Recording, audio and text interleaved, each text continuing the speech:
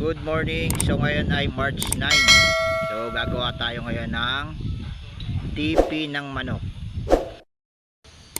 So makikita nyo, tinanggal na dito yung mga kawayan dito sa puno ng niyog. Dati kasi itong kinukunan ng tuba. So yung mga kawayan na tinanggal, eto binigyan tayo. Ayan, binigyan tayo ng ilang piraso. Gagawin ko ngayong tipi ng manok. Kasi yung mga tipi natin nasira na. Ito, kinain na ng anay. Tapos nagiba na dahil sa kalumaan. So ito pa nabuwal na yung iba. Bulok na siya kasi luma na, tapos kinain na ng anay. Ito pa yung isa. Kaya yung mga alaga nating manok ay walang masilungan, basa. Ayan. Kaya yung ating Laguna pumpkin, ito pa yung isa. So basa sila, walang masilungan.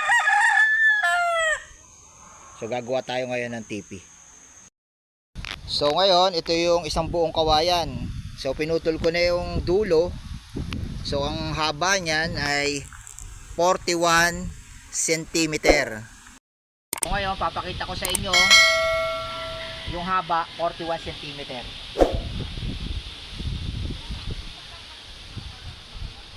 Ito, 41 cm yung haba nung tipi nung gagawin nating sasag.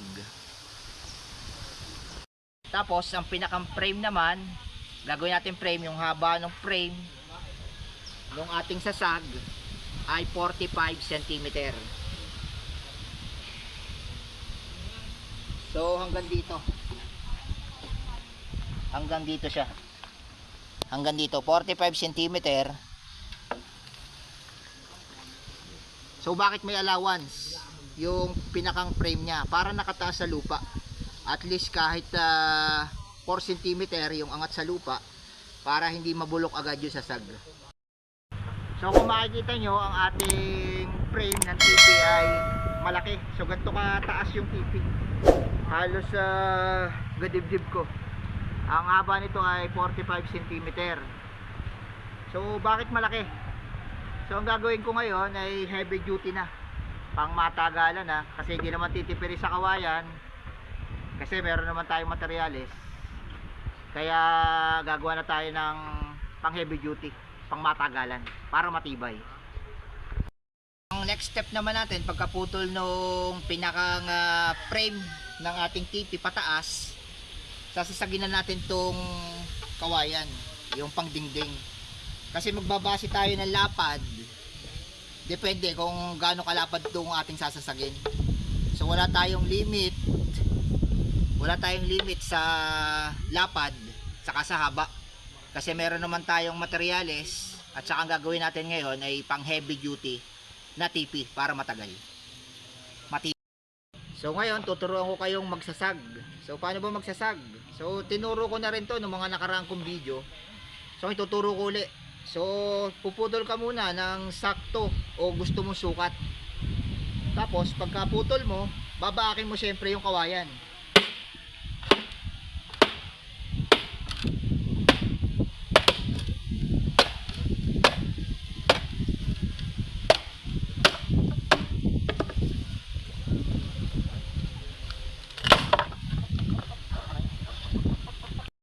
Makikita nyo, nabaka ko na yung mga kawayan na gagawin sa sag. So ano yung next step? So ang next step, tatanggalin naman yung talas ng kawayan sa gilid.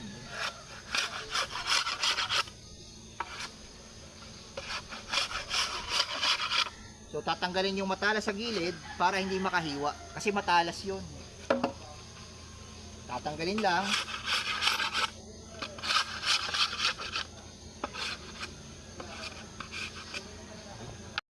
So kung makikita nyo, natanggalan ko na to ng tala sa gilid. So ito na yung panghuli. Ito na yung panghuli.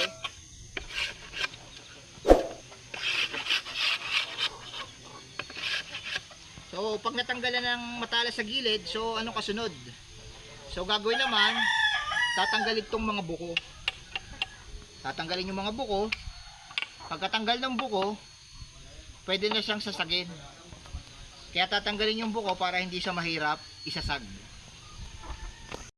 Tanggalan ko na ng buko gamit itong martilyo. Itong martilyo ko mo ito, naputol na siya. So DIY na lang to. Pinawelding ko ng tubo. So ito lang yung ginagamit ko pagtanggal ng buko. Para mabilis, martilyo lang.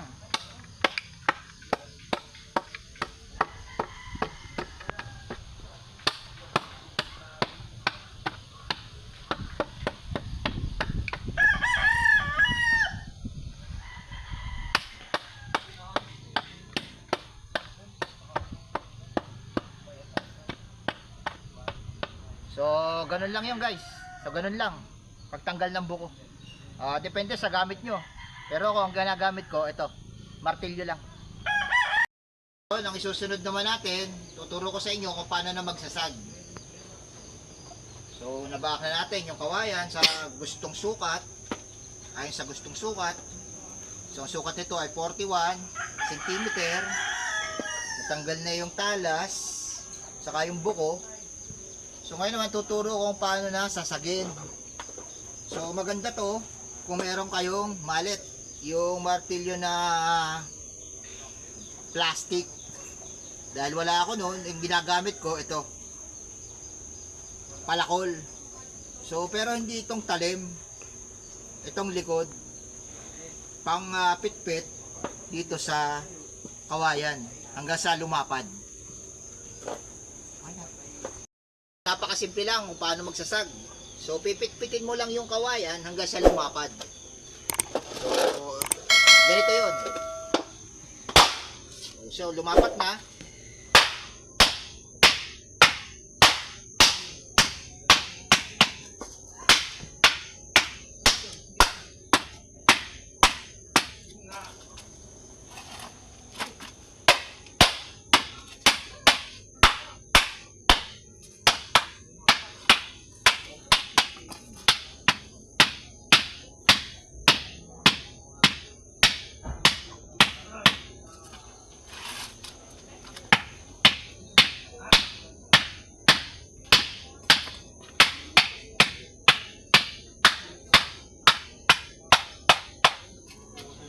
So, gano'n lang kasimple.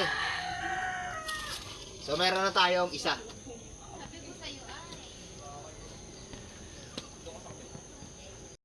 So, ngayon, nasasag ko na siya. Tapos na. Ito pa yung iba. So, ganito kalapad yung gagawin kong tipi. So, ilalapat muna natin. Titin natin kung gaano kalapad. So, ganito siya kalapad yung gagawin natin tipi. So, i-compress pa to. Mas maganda medyo magkakasanib siya, ganito, yan, magkakasanib para paglapat walang siwang, hindi papasokin agad ng tubig. So ganito ang pinakang idea niya, yan. So ganyan yan. So gaano siya kalaki, gaano siya kalapad.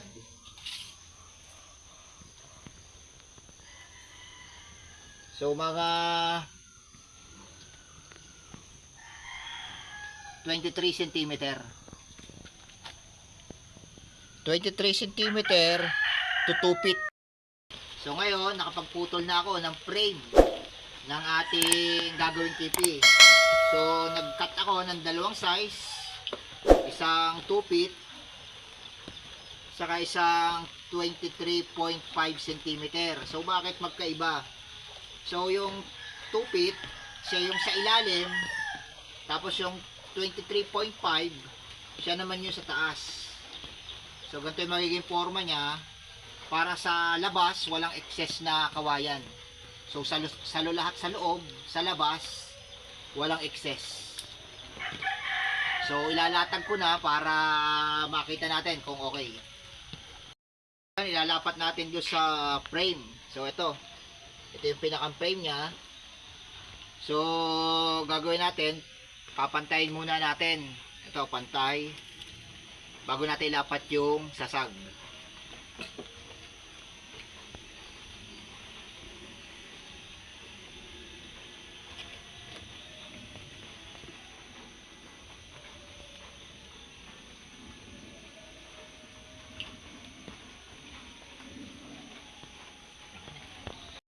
So ngayon, natapos na namin yung kalahati nung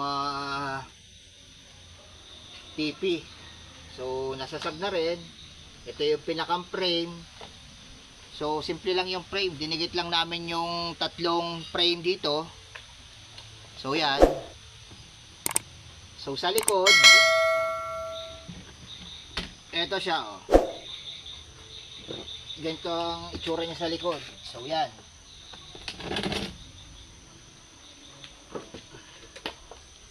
Kasi saka natin nilalagay ito.